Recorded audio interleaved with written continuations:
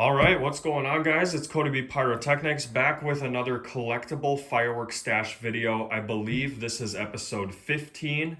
For those of you who are just now tuning in to videos like this, what I usually do is I cover an entire tote once I fill one up full of collectible fireworks. And since we just keep getting closer and closer to the 4th of July, I have obviously started my fireworks shopping for this year. And with that, I always tend to find a lot of collectible fireworks at all the different stores I go to. And occasionally I'm on the lookout for vintage fireworks as well. But the main thing that I'm collecting are firework oddities and any type of firework that is unique or unusual. So without any further ado, I have filled up another tote full of collectible fireworks. We're going to show you that. And I've also got some stuff over here that did not fit inside the totes. We're going to show you all that too. At the end of these videos, we always shoot at least one item off that I showed you inside the tote. So stay tuned until the end so we can light one of these fireworks off for you. All right, I'm going to move the tote over to the side of the table so that we can start showing you the stuff that did not fit inside there. I went ahead and picked one of these up from Star Fireworks. This is 25 shots Venomous Tails for the collection. The reason I got it is because this firework was made by the Fireworks Brigade, a pyro podcast, and I love picking stuff up and collecting fireworks that people here in America have designed and made. I also went ahead and grabbed one of these Fire Crackling Max 1s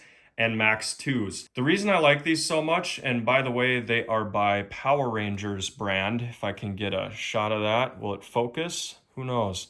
Anyway, these are highly irregular for firecrackers because at the end of this strip, there's like a box, and inside of that, there are even louder firecrackers than in a typical strip. Then I got 2 packs of the Fireball rockets here, one with the gold top and one with the silver top.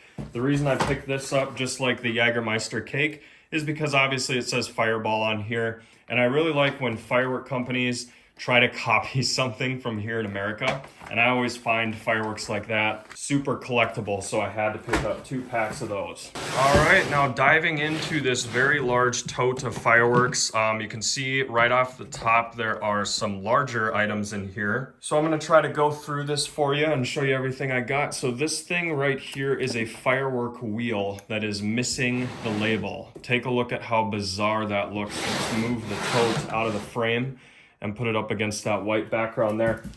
This is one of the coolest things I've ever seen in fireworks. It reminds me a lot of a girandola, but in a girandola, all of these would be facing down.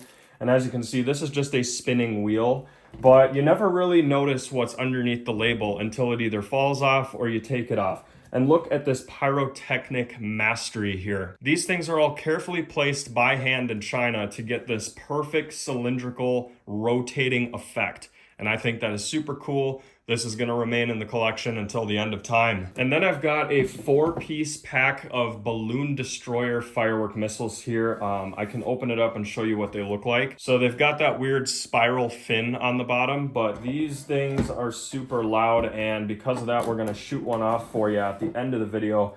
So stay tuned for that. These are definitely the loudest firework missiles on the market right now. Then I've got 2 packs of this exploding bunny poop here by TNT Fireworks. I picked these up on Easter Day at Walmart, and I thought this was pretty cool. So the poppets inside of this pack, they all have different colors, and I thought that was something to add to the collection as well. I've got the Hallucinator here, a 12-shot 200-gram cake by Wild Dragon Fireworks. The reason this one is in the collection is because, well, you can probably tell, look at that. It's like a rocket cake.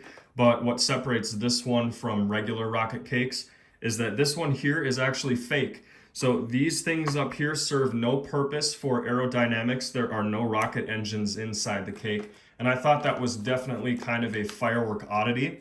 So I picked one up for the collection. Then I got this older firework here called Parachute Battalion. I think this is the same label that they have been using on this parachute cake since like the 80s. So it might not be an old production firework, but this label is definitely vintage. Now these 2 items here are brand new for 2024, so they don't really have any vintage or collectible value, but they are the first of their kind. These things belong in claw machines, and if you've got a claw machine at your fireworks store, this is what you would be putting inside of them. We've got the ball of fun and the boom ball, and then the crane or the claw would come down and pick them up like that. And this is the first time I have seen fireworks used this way on the consumer market ever, so I had to get the two first originals before all the other companies copy them in the collection. Then I've got a 6-piece pack of the Naval Mine here. This is a single shot Thunder King. They're a lot of fun, super loud. They're a lot of fun and super loud. As you guys know, I have a completely separate collection of just single shot Thunder Kings, and so this will be going in that tote when I can get back to the collection. This next firework here, I cannot show you the label unfortunately, but it's by Black Scorpion Fireworks, and it's missing the base, but this is, I think, the only one left of its kind. They do not make these anymore. They had to change the name for obvious reasons. I can get you guys just a real quick glimpse of the front there. So yeah, it's definitely something that shouldn't have been made, but it was made, and I thought the original name here was really funny. And unfortunately, in the shape that it's in, there's not really any collectible value there, but I do like that I probably have the last one in existence within this tote. Now, this one here is super, super cool. It says for commercial use only, so I imagine they must have put this on the pack at the fireworks stand. It's by Great Grizzly Fireworks, and it's probably one of the first items to come out by the brand. If we open up the box, you can see we've got some warhead launchers, and right there in the middle, there's a nail on a board. And what you do with these, I don't want to destroy them because they're definitely really old, is you line up that hole with the nail and you put it on there like that. They spin around on the nail and then they take off into the air like a stickless rocket. Super cool. I have an entire separate collection just for these things in particular. I'm always on the hunt for them. If you guys know of any other brands that have vintage warhead launchers or stickless rockets in general, let me know in the comments. I do have quite a few. There is one I'm missing though. It's by Phantom Fireworks. If any of you guys have the original ones by Phantom Fireworks, I would love to add one of those to the collection. And last but not least, we have covered everything inside the tote. This is the final item. Happy Fireworks. This is one of the originals. I believe it's a 16 shot. As you can see, this one was actually lit off at one point and it did not finish all the way. So like the first shot here went and the rest of the cake did not fire. But this is one of the oldest Happy Firework cakes on the market, and I'm just happy to have it. DOT Class C common fireworks there on the side. That's how you know it's kind of vintage and collectible. But yeah, you can see right here on the tubes, it's actually pretty cool. They use paper to cover the tops, and these days they just kind of put this wrap over the top. It's kind of like saran wrap in a way. It's actually right here. We have an example, that stuff. Okay, so cakes back then, they didn't do that. They just stuffed them with paper, I guess. But anyway, guys, that is the update for Cody's collectible fireworks stash. If you haven't seen the 14 previous episodes, I recommend checking them out. If you guys are also into collecting vintage or other types of fireworks. Honestly, when it comes to collecting fireworks, I don't discriminate. I love it all. So I've got quite the collection built up, and this is just one of my many updates that I will still be uploading in the future. Like I said, I believe this is episode 15.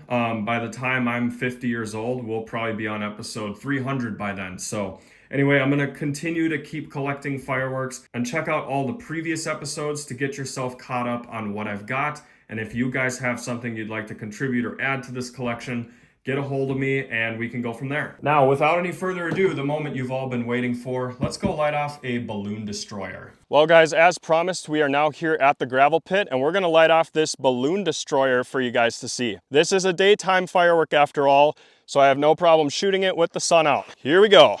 Please work. Oh yeah, just where I wanted it to go.